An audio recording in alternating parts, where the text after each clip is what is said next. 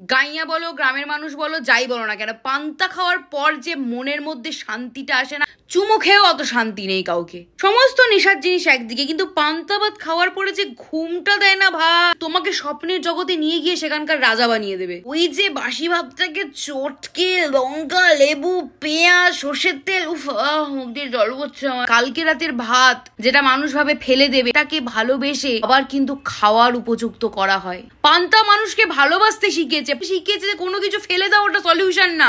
শিখিয়েছে যে তুমি ধৈর্য ধরো, সেটাকে ভালোবাসা দিয়ে মোড়াও, দেখো সেটাকে তুমি আবার খেতে পারবে, মানে ভালোবাসতে পারবে।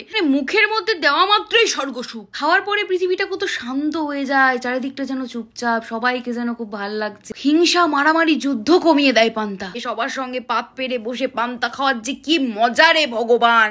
সমাজ কোনোদিন এই খাবারগুলোকে সম্মানই দিল না, নাহলে আজকে পান্তার অস্কার পাওয়ার কথা ভাই। মাখাটার মধ্যে কিন্তু মজাটা আছে, যদি মাখতে না পারে তাহলে কিন্তু ম্যাজিকটা হবে না। যে পান্তা আবিষ্কার করেছিল না, তাকে একটা চুমু খাওয়া উচিত ভাই। সেই লোকটার সত্যি একটা বিশাল অবদান আছে ভাই আমাদের সমাজে। লোকটাকে এই টক্সিক সমাজ পাত্তা দিল না রে ভাই, খারাপ লাগে লোকটার জন্য।